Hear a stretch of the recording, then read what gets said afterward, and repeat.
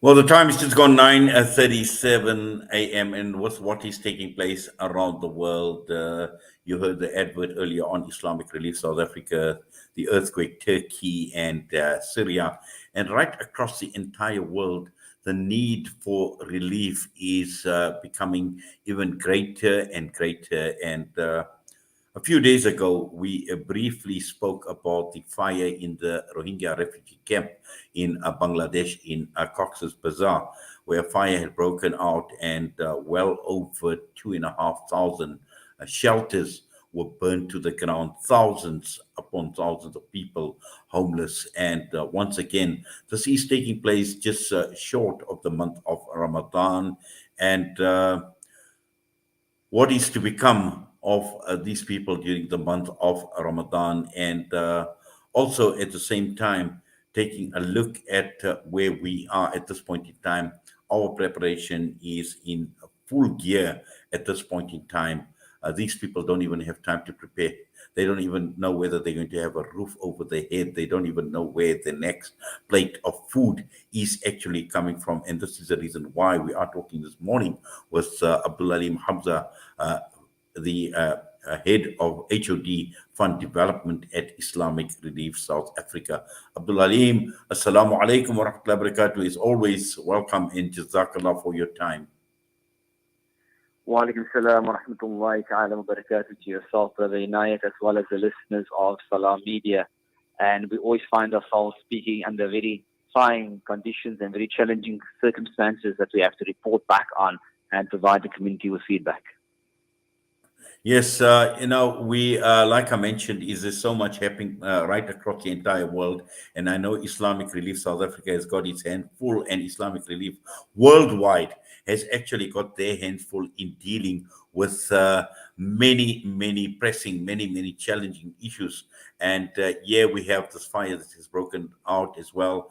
And just to take a step back before we even talk about what has taken place at the refugee camp in Cox's Bazar, perhaps just to revisit a short breakdown for those who do not know what had happened in Myanmar. Bismillah ar-Rahman ar-Rahim. All praise and thanks to Allah subhanahu wa ta'ala, and salutations unto our beloved Nabi Muhammad sallallahu alayhi wa sallam. Indeed, we speak sporadically about things as they occur. And again, it is, so much is happening around the world, so much challenges, catastrophes, disasters, conflict that's taking place, that it's difficult to keep abreast of situations. And alhamdulillah, we are fortunate as to be working at an organization like Islamic Relief, where we see basically firsthand the experiences, we see what's happening around the globe, and we understand, and we try and fix, and we try and bring this information to the broader community in terms of understanding. So just when we look at the Rohingya, which is predominantly a Muslim indigenous group in Myanmar, that's in Burma, and for decades they have found themselves being persecuted, being discriminated against from levels of government, from the Buddhist majority that is in that country. So this we take ourselves back to about 2017. The situation in Rohingya reached such a crisis point that, and when the Myanmar military actually launched a severe attack and with brutality against the Rohingya people, making them displaced. And this took place in the Rakhine state, and about 700,000 people were displaced and fled to neighboring Bangladesh, who, being a country of themselves, suffering and struggling, they still prepared to accept these people as refugees in their country. And, it's a lesson in us that we see a suffering brother, we see a suffering sister, and we open our doors with the little that we have, and we make sure that we try and assist as far as possible, because we know Allah subhanahu wa ta'ala reminds us, no matter how little we have, but if we give in the path of Allah subhanahu wa ta'ala, Allah subhanahu wa ta'ala will return for us more than we can imagine. And so this crisis has been ongoing, with these people seeking refuge in camps in Bangladesh, and the struggle, for looking for access to water, basically healthcare and shelter. the situation is dire. We can only imagine what that is like. So when we look forward and we're looking at what's happened now in the area called Cox's Bazar, it is basically a refugee camp housing of, quite a number of people. A massive fire broke out. And again, it is, I remind myself and the listeners and everybody who's able to share this message with others, is that we seem to forget. We sporadically speak about the Myanmar Muslims. We sporadically speak about people from Rohingya. But the situation doesn't improve because we stop talking about it. The situation doesn't go away because we stop talking about it. The reality is that this past week that we've seen a fire taking place in Cox's Bazar, which has affected about 12,000 people. And, it's about 3 hours, the fire destroyed hospitals, destroyed schools, water, sanitation, infrastructure, places of worship, and approximately 2,500 shelters. So you mentioned, as in the introduction, Brother Inayat, mashallah, that as we are focusing, and we are about 2 weeks away from the month of Ramadan, that Allah subhanahu wa ta'ala grant us ease of passage to this month of Ramadan, and may we reap the benefits of this month. But likewise, our brothers and sisters elsewhere in the world, they don't know whether they can, firstly, whether they can see the month of Ramadan, because facing these challenges that they are facing. Secondly, they don't know what they will have to eat. They can't even think about Ramadan. They have to think about today. They have to think about now. What are they going to have in terms of sustenance now? The third thing is they don't even have a roof over their heads and a shelter. And subhanAllah, so they are facing these immense challenges. And it is with this in mind that we as Muslimin, we are reminded, that, firstly, we know the Nabi Sallallahu Alaihi Wasallam reminded us that giving charity does not make us poorer. It doesn't make us poorer. Instead, in fact, it makes us richer. Allah subhanahu wa ta'ala is testing us. He's testing us here in the southernmost tip of Africa of how we're going to respond. And people say, I responded to Turkey. Yes, I responded to Syria. I responded to this. Subhanallah, how we respond, Allah subhanahu wa ta'ala will increase for us. And it will come, we will get sustenance from places where we don't even know, and we do not even know where else. This is not my promise. This is not words of mumbo jumbo. These are words of Allah subhanahu wa ta'ala. It reminds us that the more good we do, the more we will receive. And what are we striving? We have seen, with the earthquake in Turkey, it took 45 seconds for people's lives to change forever. People have lost their lives. We see how short life is. It's been played out in front of us.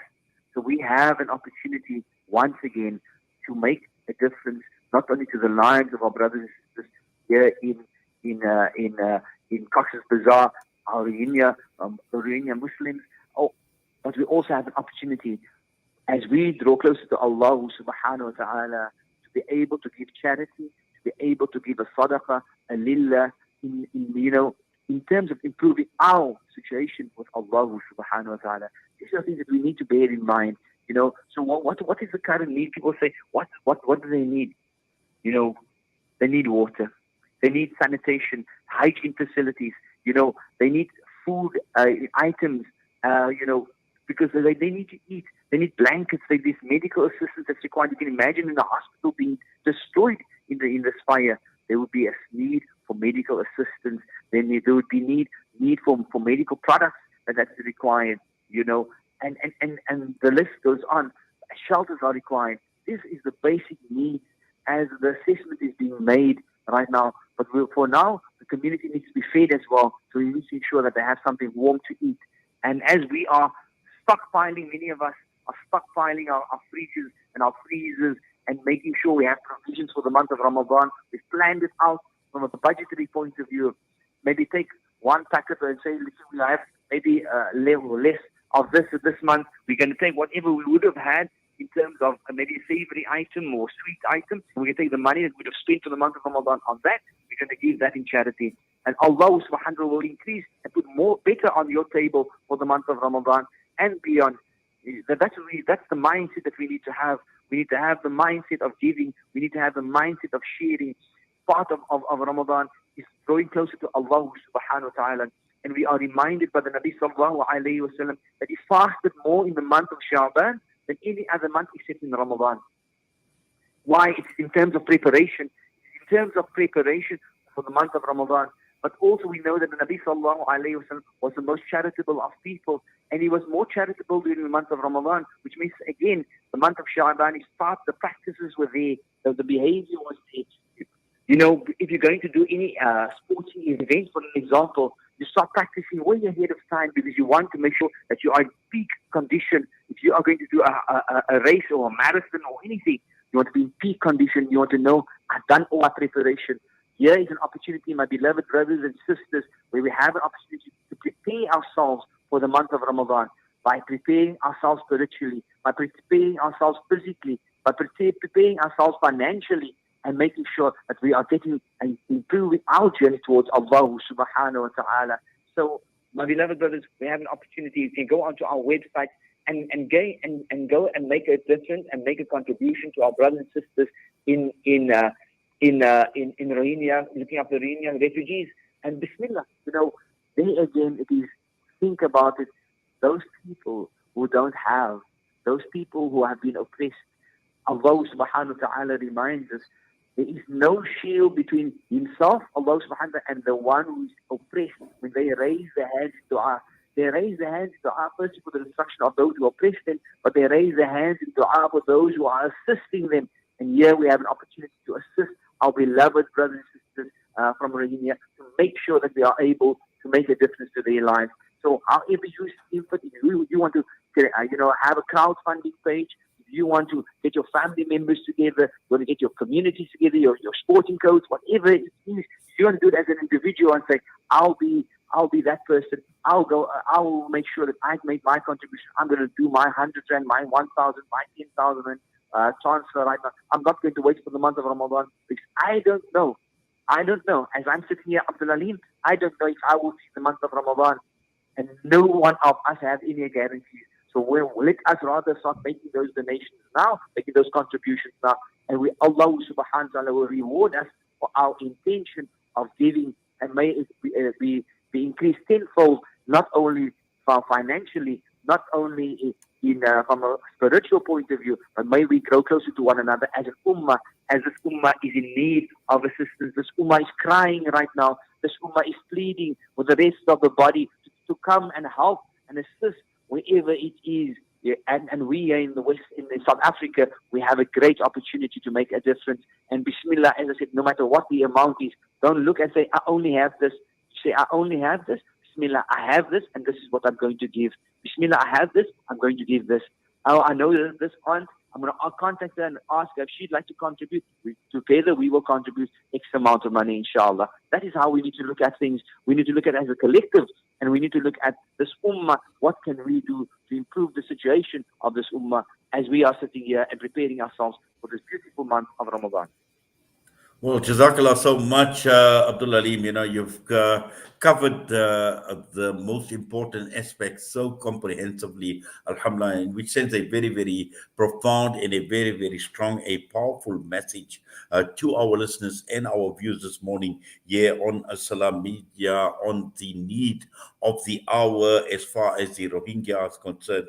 And it is a dire situation, it is a desperate situation that the Rohingya find themselves in at these refugee camps. And we make dua and we continue appealing for people to come forward to dig deep in your pockets and also to visit your website and make this contribution that will make a huge difference in the life of an oppressed refugee. And as you mentioned, the dua of the oppressed, and let us not wait. The intention is to assist them even during the month of Ramadan, and we will inshallah reap that reward that we would get in the month of Ramadan, even though we are contributing right now.